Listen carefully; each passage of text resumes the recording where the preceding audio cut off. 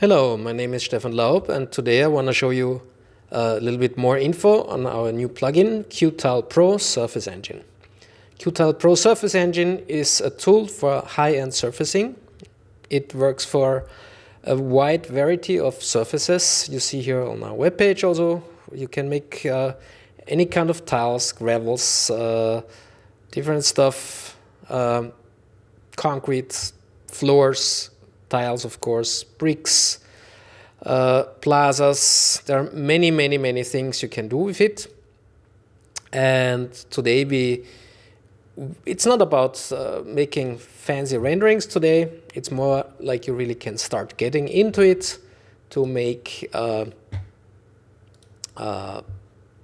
simple tiles for now, fill them with textures, use the tile editor, and also how you make endless non-repeating shapes of structureless textures. So I had here simple material start. Basically, Tile Pro works with any Cinema 4D compatible engine and also with any third-party material inside Cinema 4D, which can load a Cinema 4D compatible shader. Here I use Octane for this test here, but you can also use V-Ray or Corona or Redshift. As said, as long as you can load any C4D shader, it will work, and you can also always bake out the stuff and use the result as a bitmap, which then also works on any cloud or render farm, by the way. So here I add Tile Pro, click on it, then we have here the Tile Pro interface. Tile Pro itself behaves pretty much more or less like a shader that we can fill with shaders and textures and bitmaps and then control the randomness of all, repeated or non-repeated in either way. Important step here is to use the Tile Pro shape editor. When you open Tile Pro, you have here this preview. You can set it bigger, very huge, whatever you want. For the video, I have to set it here maybe to medium. When I click on it, I get the Tile Pro shape editor. I'll make it maybe a little smaller, that I see the full window here in the video. Please note, these settings here are only the size of the window. They are not the resolution of the shader. The engine itself has no resolution. It's all vectors and polygons that are drawn and calculated two-dimensional, so that's not having any pixel resolution. Here we have the canvas. Here we draw the shapes and edit them, and around the canvas we have some tools which I will explain you now. The first is here we have some drawing tools, and then we have some editing tools, and then we have some tools to assign ID and colors and some special selecting, deselecting, and library save and load buttons. First I'll show you the buttons here. I can like sketch any shape, freeform shape, or can draw a polygonal shape.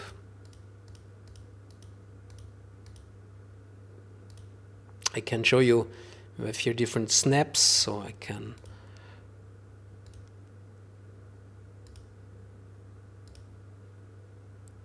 snap the whole stuff.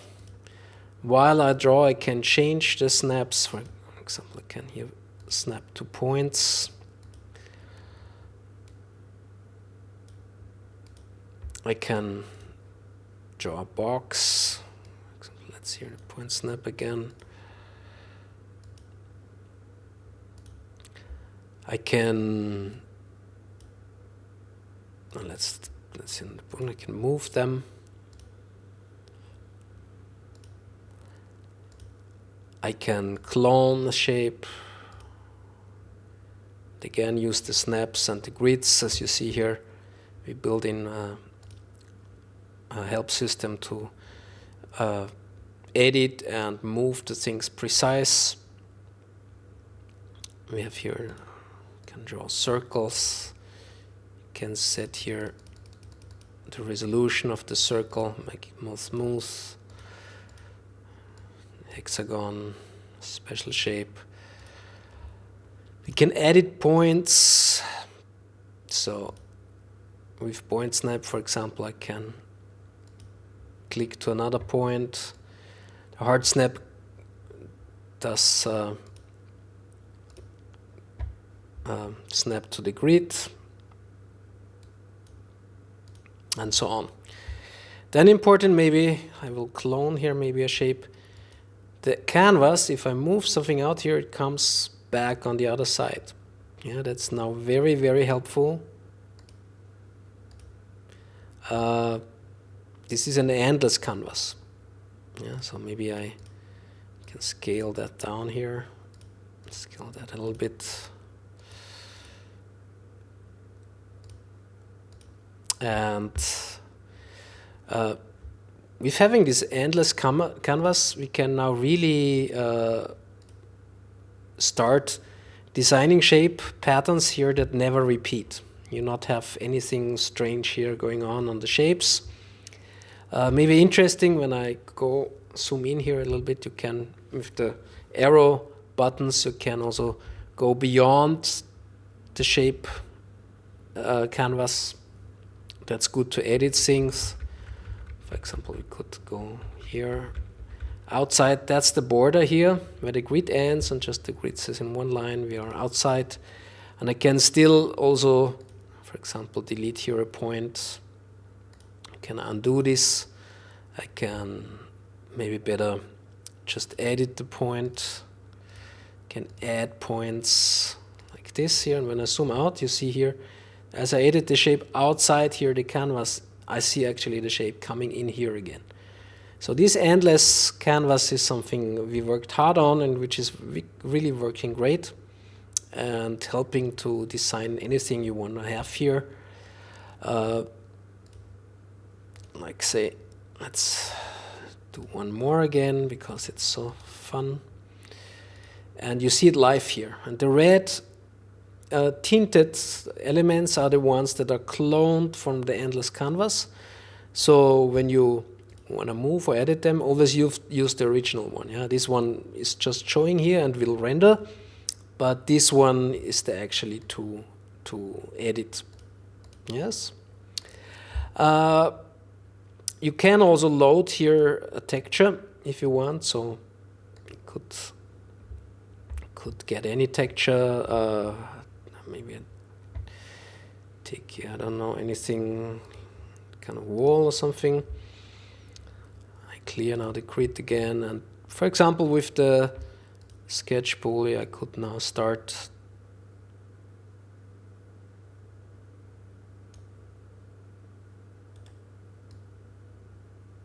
drawing the shapes. With the right mouse click I can end the shape and it knows then that I want to draw a new one. Of course I can zoom in to make that nicer.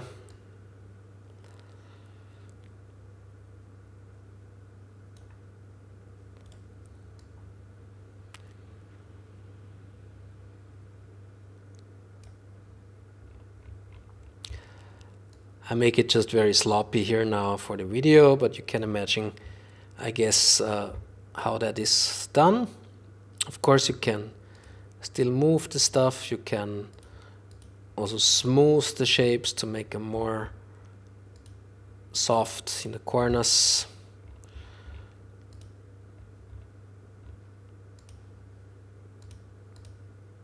And draw some more here to show you then what's further possible.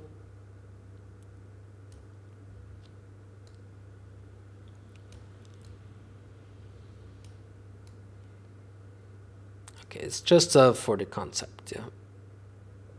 Okay, when I have these shapes here, the first thing I could color them. So I take any color and can assign color and give some colors to the shapes. Or I could click on assign color and set here a gradient. For example, I can set here some gradient knots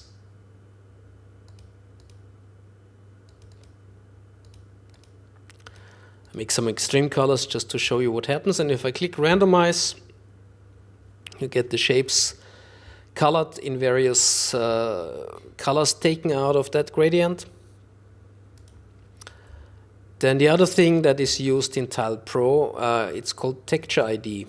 So I set here to show the texture IDs. This default, we have texture ID 0 assigned to all. So it assumes that we at least use one texture in the 0 channel of the texture channels, which I'll show you later. And we assign ID now. I can, for example, do that manually. I assign the ID 1 now to several objects, or take another one. This will make 2, and this we will make 3. And to each ID, I can then precisely assign a texture or a shader. That helps me greatly to have variation inside of the shapes, but still full control. Of course, if I have drawn many of these shapes now, and it can be up to thousands here, and the Tile Pro still renders super fast, that might be too much work, so we have also a randomize for that. So I just set here randomize, let's say from 0 to 4 or to 5, so I have 6 texture slots, texture IDs I can use later on. Click randomize. Oops, send texture ID. Randomize, and you see here we have randomly assigned the IDs from 0 to 5. You see this better, of course, if you've done more shapes, but I think you get the picture. So that's a very useful tool, the assign color. These colors I can then mix in as basic colors, and the texture IDs I can use to really fill in real shaders or textures or bitmaps. I can even use scanned physical bitmaps, of course, inside for high-end creation. Everything is possible. Yeah, that's these two tools here. Maybe I'll show you also the buttons here. A clone, I think I showed already. Rotate, scale is also clear. Delete points, edit points, delete shape.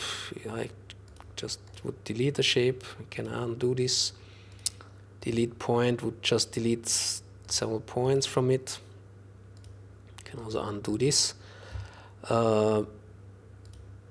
Rotate, also clear.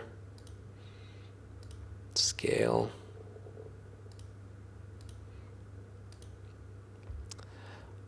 Can mirror them. Makes a copy.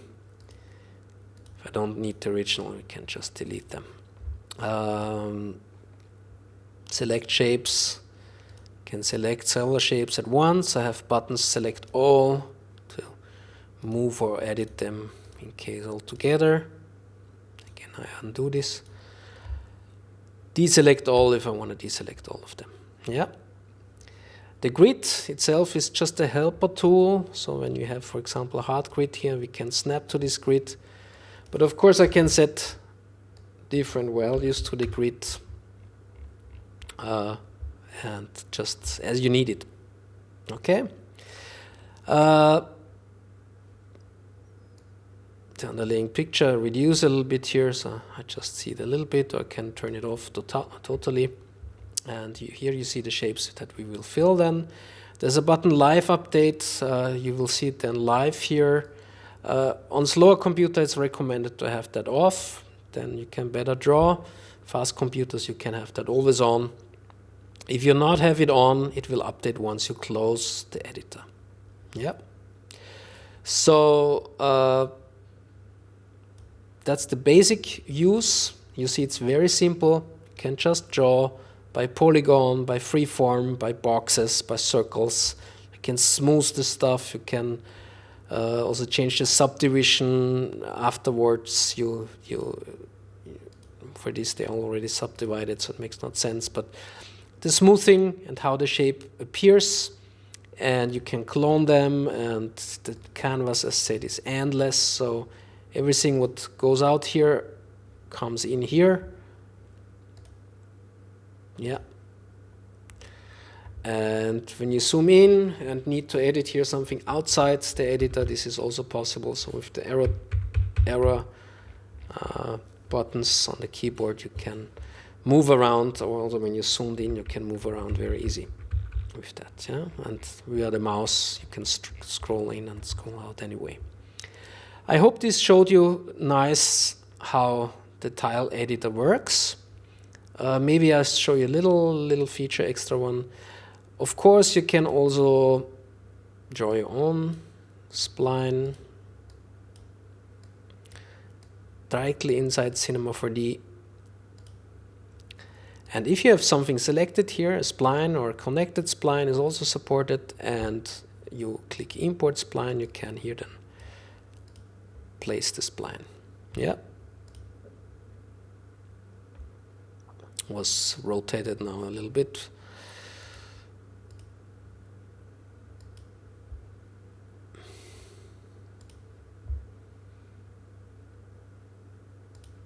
Can do that several times.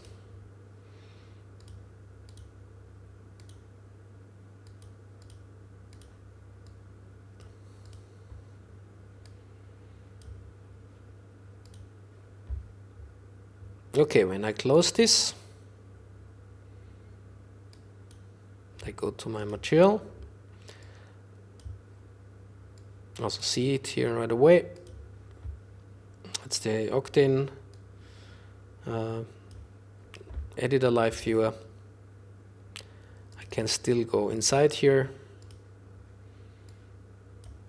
I can move around or clone things. If I'm in live view, I will see it live edited here.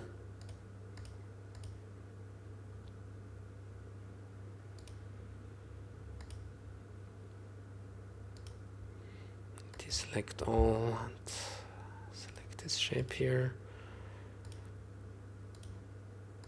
Clone that one.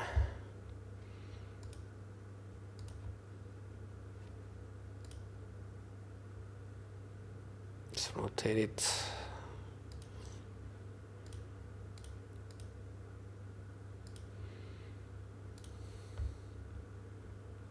So you see here, I have the live update here. I see it here in my Octane editor. Right. Okay. If I click in here, I will clear it again. Or I undo the clearing. So maybe I'll show you first how to save it. I can press save here, and I have here the button click to save, and I can give it a name. When I want to load it, I see here the test is just the shape I have drawn before. Or I can, of course, load any other shape. For example, I will edit here the shape, see the result again live in Octane. Maybe assign some randomized colors as before, and we will give it some IDs. Randomize. See, we have randomized texture IDs. I close this here. Okay, so to sum it up, I click on the preview to get the editor. I set the size of the editor to have it fitting to my screen.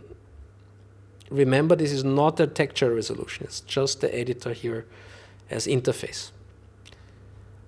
I can draw here with the tools, I can manipulate them, I can move and clone them, rotate, scale, mirror, smooth, add a subdivision. I can assign colors and random colors, text IDs and random IDs.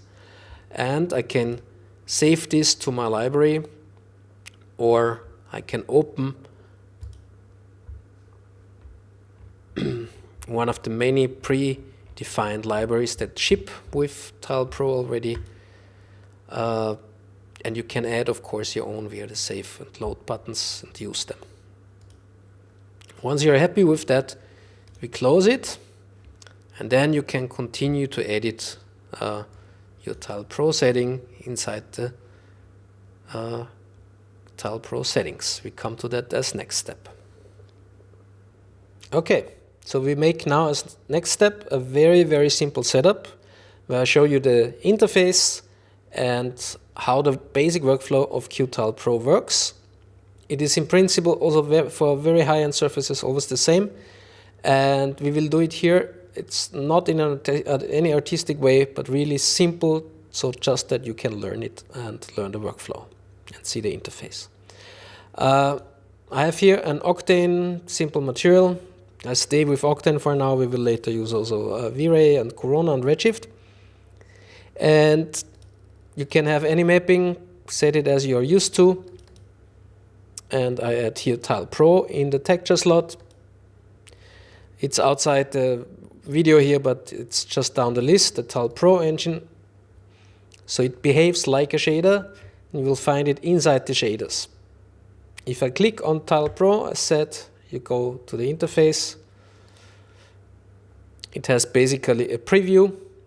You can set it the size of the preview from super huge to any size here. I keep it at medium for the video. And then we have the parameters here.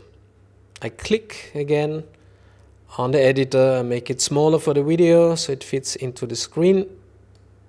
And this time we not draw anything here probably, but we just make it simple, load something predefined. I load these simple tiles for now because we make it very, very simple in the training.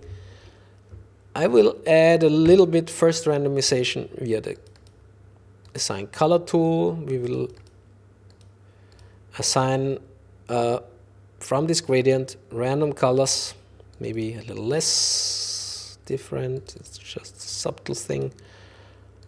Okay, that's okay for me. To show you, we probably won't need it for this simple thing, but just to show you, I also add texture IDs to the tiles. So I go here to text ID that is shown. For start, everything has the text ID 0 default. I go to assign text ID, and I could now manually choose an ID here and assign. Sometimes that's very good that you can manually really precise control the assignment, or we just make it here automatic. I add some ranges here from 2, so from 0 to 4 would be 5 text IDs, and say randomize, and it's all done on one click. So especially if you have a lot of tiles here in your shapes, which can be useful to have really complex setups and never repeating surfaces, it is easy in one click to add the IDs. Basically we are done here, I think, for now. I close it.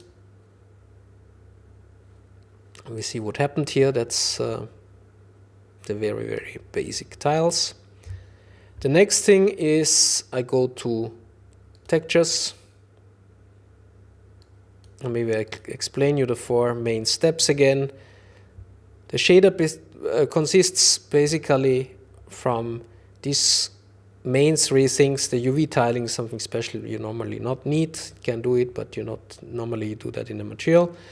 But basically you have the textures you set, and it's randomization. Then you set the tile parameter editors, and it's randomization. And then you set all the special settings on the surface edge of each shape. Yeah, you have very special tools here to add randomization variation to the edges and to the space in between the shapes and to the surface area of the shapes, to the border surface area of the shapes. So you set these 3 things, and we will also do that now step by step in this super simple example. So first I go to textures, and maybe to just start easy, we really add some textures. That's in the shader tab here. We could browse to folder, so if you have a folder prepared, just browse to the folder and we'll automatically add all the textures, good for like wood floors or parquets where you need many source textures. Or you can just here open the textures manually, and I probably go here to some, we will add some dirt textures. Let's see, dirt maps. These are quite nice, yeah. I add some of them. And once I added a texture, I get a new slot. I add a new one.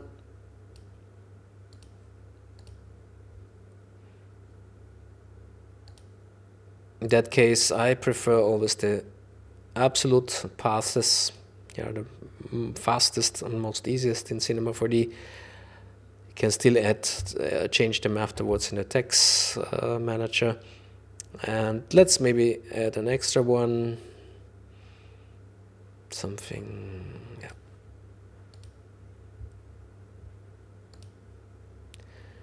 You see it's live edited here, live edit here. At the moment we have it placed via the text ID. So 0 is text ID 0, text 1 is assigned to text ID 1, and text 2 to text ID 2, and so on. Maybe I add a little more that we have really filled all our IDs. As said, you can do it by one click via the browser, browse folder tool, or you can do it manually.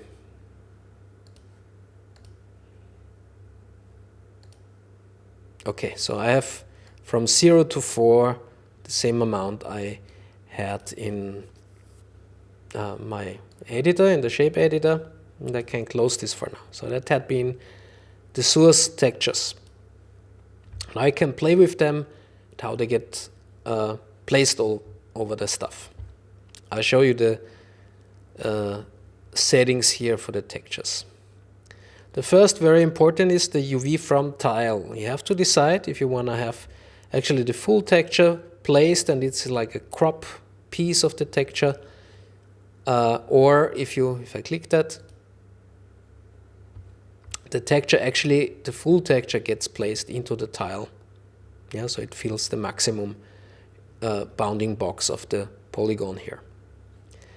I keep it for now as this here, and to add here some randomness, because you see even if I have 5 textures, you of course detect the repeating stuff. I can set, for example, the scale, and here via that, if I have the UV from tile, especially this makes sense to make it a little bigger, that you get some crop of that. And then very important, also a random offset. Always for U and V separated. And in the same way I can add random rotations, set more offsets, and it starts getting somehow irregular. And then the important thing, very often these shapes or these textures you added, you just want to have pasted in over the colors you set or over a layer below, just in a certain percentage, so we can reduce the intensity of the shaders. And what we see through then are actually the colors that we set. I set here the linear workflow correction to have a correct colorness. Okay, so I have here, or if I make maybe the color more dramatic, the random colors, we might see it better. Maybe with a slight coloring too. Can add an extra color.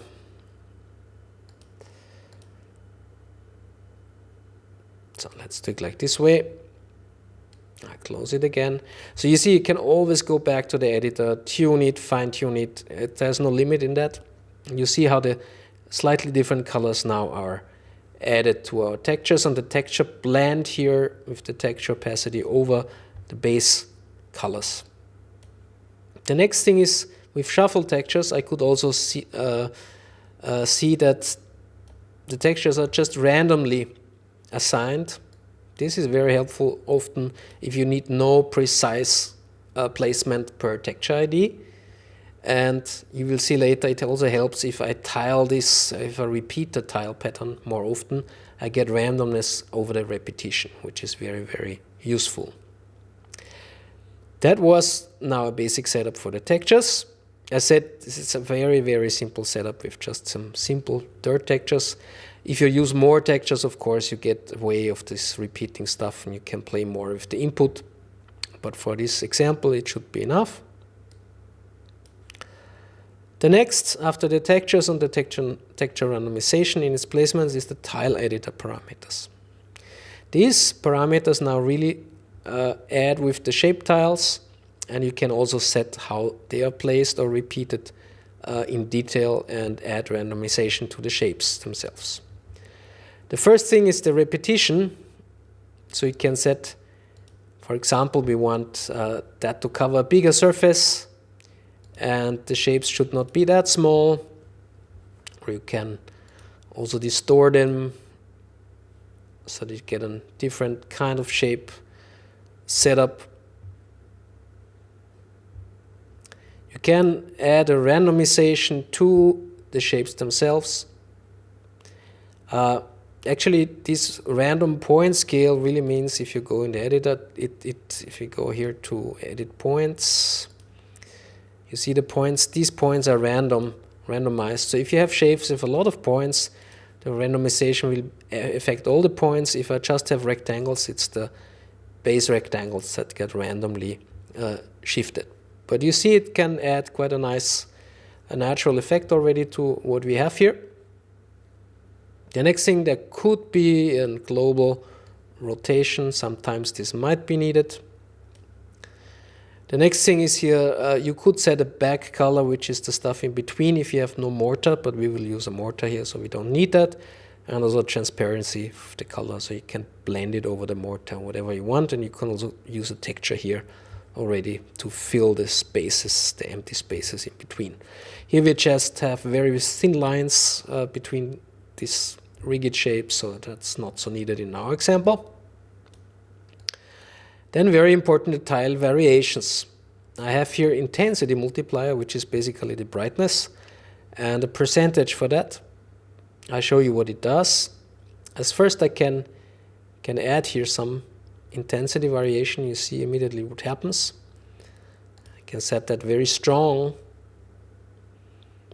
and I can actually reduce how many of the tiles should be affected. Yeah. Very often it's intelligent to have that subtle again, not too harsh. So I have set the intensity variation just slightly, and the intensity multiplier, the percentage of the tiles multiplier also low. So in this setting, around a quarter of the tiles are affected. The rest are kept as they are. The next is, I show it extreme, a color variation. Of course, this is normally not what you need. Again, you can set how many of the tiles are changed in percentage. I just make it subtle here, so just some tiles get some color variation. This is totally random. Again, via the tile shader, you could assign colors here custom, so I can make, for example, one tile I could make red or something. Yeah. Of course, that's not intelligent if you have done a repeating thing, but I just show it once that you see what happens. You can make patterns with that, controlled patterns. In my way, I make this more natural now.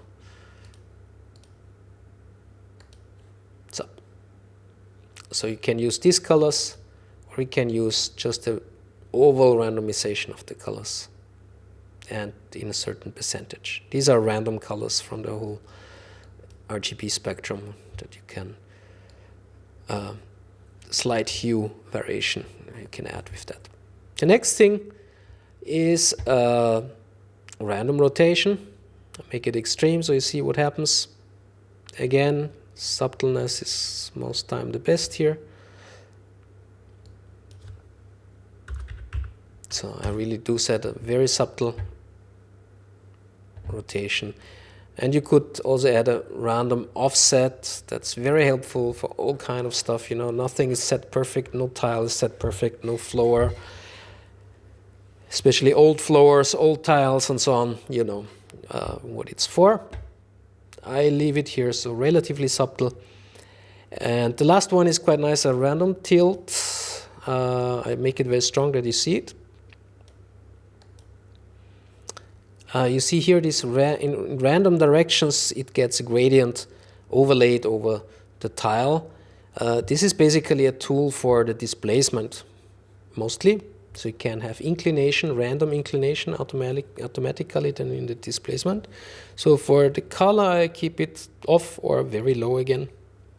Very low can help to add a little more variation, random colorness within a shape. But yeah, I think that's for now, for a simple, absolutely basic tile shape. It looks quite nice already.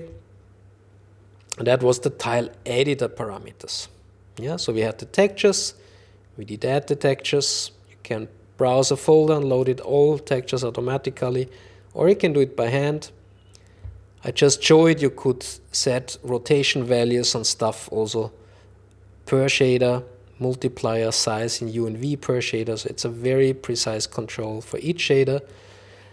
The texture could be also a layer shader, a filter shader, a mix of shaders and bitmaps. It could be, you can load in complex physical scanned materials or textures inside and also use them to tile or blend correctly without any repetition. So there's really no limit here, also not in the number. So we loaded here the shaders. Once you're done, normally you can close that and never come back or not have to come back very often to the shaders.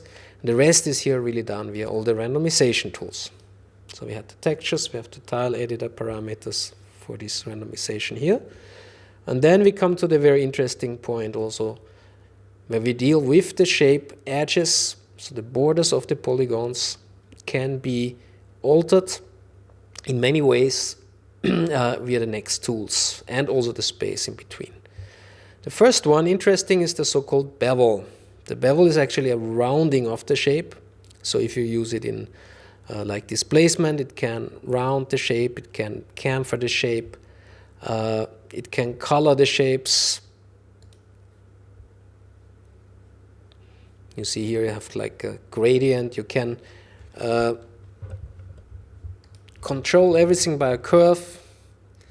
So you can edit the curve to get different fall-offs or different distribution of this bevel. The bevel is in the color used just more like a gradient, and as said in the displacement, it's actually it's giving a bevel or chamfer or irregularity to the 3D displacement and on the tiles. I make it for this pretty small, or I can also turn it off for the tiles now. It was pretty strong on before. The default is quite there that you see what happens. Normally for the color you set it less, as you see here. Yeah, that was around here was the default. It's a little bit blurry that far, and we just set it here to a very low value. I like to keep often a very low value so that the kind of edge enhancement on the elements happen. If you see it, turn it to 0, it's just off. The next is the mortar. The mortar now is something around each shape, or if you add full mortar, it's just really filling everything, the void between the shapes. In this again, we have not a lot of void, but it could be, depending what I draw here, what I load as preset, could be a bigger void, and I can texture that. Yeah, texture. For example, I load here again some noise, some crunch texture, maybe like this here. And no, I don't want so. And I load the multiplier, so I load it slightly among this color here. Okay, set here, maybe not totally black. The mortar now has also a very important setting, which is the size. So you see here what happens So you can play and make totally different patterns out of what you set here. I look here inside, you see it's still the same simple pattern, but the result is totally different. For example, we could go now back to our random offset and have more randomness, of course, in the offset, because we have more space in between the tiles. So the mortar is also giving me the ability to give here space in between, which I can use then for irregularity. So you don't have to draw that here. You can keep that pretty simple most of the times, but do everything in the settings here. Okay? So that's a funny, a totally different appearance now. I will revert it a little bit because I will go back to my initial setting with not so much of a mortar size. So, like an old pavement in an old city or something. Okay, that was the mortar. You can fill it with texture, you can blend the texture. Actually, you can add transparency, because you see here we have a layer 0. You could have layers below. So it's like Photoshop. You can stack up these materials in layers, in 3-dimensional layers. One is on top of the other. And if you set the mortar to be transparent, you see the thing in the layer below. It can be very, very useful for complex things. In our examples, for example, we could add a layer here and then have some layer that just some leaves. And these are leaf shapes. We also ship them in the library and you can place them. And everything in between is a transparent mortar then. So you see these tiles here and have some leaves on the tiles. That could be done with the transparency setting here of the mortar. But not for this simple example. I just tell you that it's possible. The next is the erosion. The erosion now is, you could call it displacement, but it's a displacement for these shapes here. Yeah. So the corner, the borders, the edges of the shapes can be displaced like any geometry. We are still in texture space, but you see it's really, that's not a texture or something or shader, that's a really full two-dimensional geometry tracer. And via erosion we can distort the shape. I might add here just the cinema noise and also show you that this works very nice too. And when I have this noise here, I have a multiplier. By default, it's 0, so nothing happened. I will gradually add the intensity, and actually that's how strong this stuff will distort the shapes and make it stronger now that you see something happening. And the scale is, yeah, what it says, how big this effect, these irregularities will be. So if I make it smaller, these things are, I'll make it a little stronger for the video. You see how the edges start to get rounded and really free-form deformed. Now it's very small. You can gradually make it bigger. You can add, can make the size bigger or smaller. I think you get the picture. Again, normally you want that subtle. Yeah, so it's just, you know, like stones or tiles, they're not totally perfect. So you add some irregularity here again. You can here add the size on the stuff. You can have the intensity of this distortion of the displacement, the shape displacement. And you can drive it by any texture input or shader input. And again, how in detail this shader applies on the shape can be controlled by a curve. So there's a very, very detailed control on this displacement effect, on this erosion effect. There's also a random erosion possible. You can mix it with the shader or just use that alone. Then you have just a slider that's a random shape irregularity added. Yeah. So that's an extra feature to this controlled one, a kind of simple erosion. The next, we have even one more is the so-called outline. The outline is now something that goes actually along the line, the shape line, but it's going inside. And you can see this like a dirt or something, you know, from the V-Ray engine. You might know the V-Ray dirt, which is a little complicated to handle there. Here it's very simple. It just goes from the corner to the inside, and it has, I turn it on for now, and you see here default it's black, and maybe I give it a white, light gray color, and you see immediately it's kind of an outline. If I make it bigger, you see it's an outline that fades inside. And now I have the ability actually to break up this outline to make some effects like, you know, worn edges, or it got more glossy to the border because many people stepped around it, or like for the displacement it has some, the edges are handled different always. That comes through the use of the stuff, or to the production, or just from the nature of the material. And very important, now I can set also, first step, maybe a intensity. Yeah. So as many things, again, this is best if you use it subtle, maybe too subtle. So I keep it a little bit that you really see what we do here. Maybe for now, for setting up, it's good to have it stronger. And even more important, such dirt or worn edges normally are also irregular. So I add also here a texture for the irregularity. I could use a cinema noise again, or I could use again a texture. I do love real textures, I must say. I'm a fan of bitmap textures very often, but of course good procedural textures can be also very, very good. I use here anything like this here. And you see how it breaks up immediately the dirt, so to say. Yeah, it gets a lot more natural how this texture breaks up the stuff. And I show you also the noise variation. The noise has the advantage that it can be very good controlled. Of course, the texture is just what it is. And the noise, for example, I can make it a little bigger. So we have,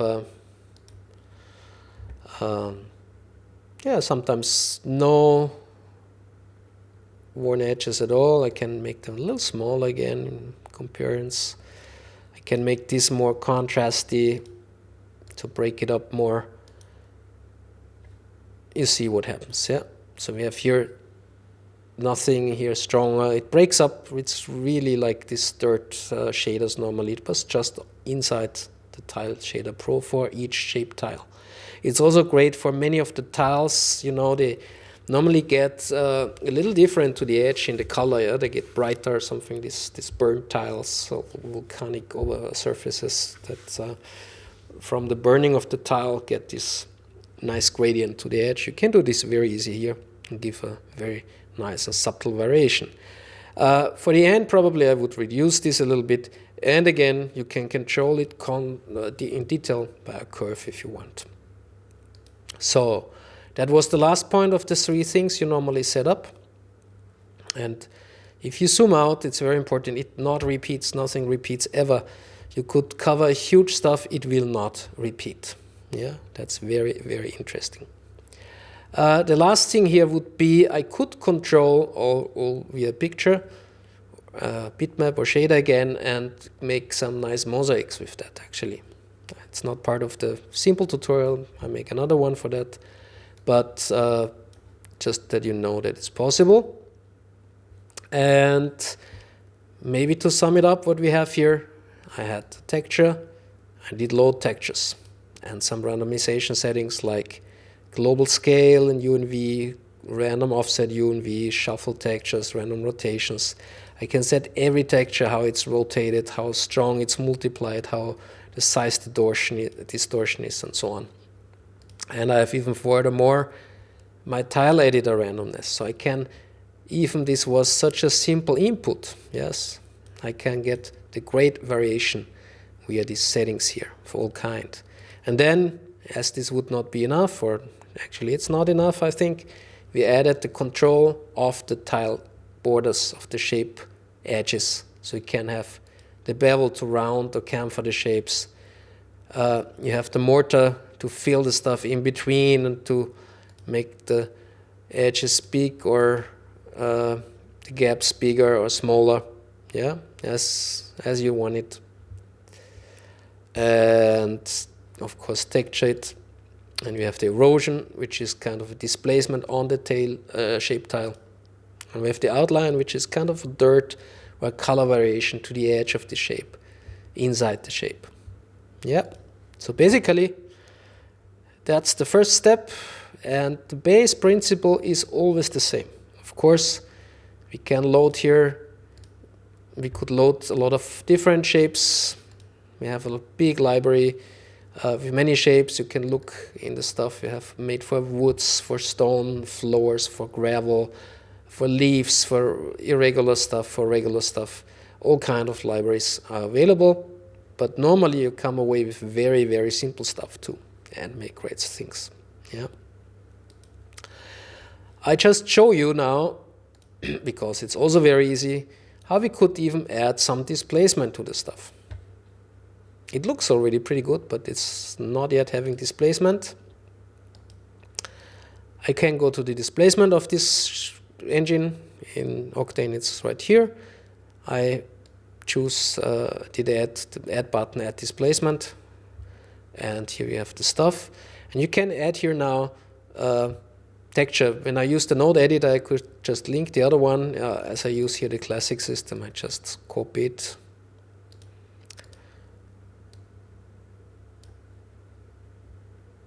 I'm no Octane Pro, so I really used it very simple. I'm sorry. You know it, of course, better, I hope, if you're an Octane user.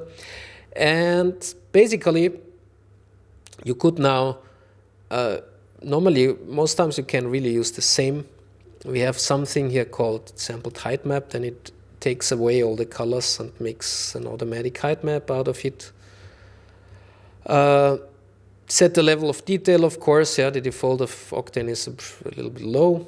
So I set it a little bit higher. And of course you can set the strength. Sometimes I felt it's good to reduce to actually reduce the texture intensity. So it's not the details of the texture not affect the result so much. Yeah, looks a little better, especially if I use strong displacement values. Of course, they are exaggerated, so probably we do it less again. But you see what's possible, and in the new engines like Octane or the Corona or Redshift and also V-Ray, actually the 2D displacements, they're extremely fast and so RAM efficient you can use it all over your space today. And it makes a lot of fun with the Qtile Pro. I hope this did show you the very first setups. Of course, I could now add reflection maps and everything. I keep this now simple. The principle is always the same. You have your shader, you set it up probably in the diffusers first. The Tile Pro engine here hides like a shader. You add the shaders here, you add the shapes, the geometry of the shapes.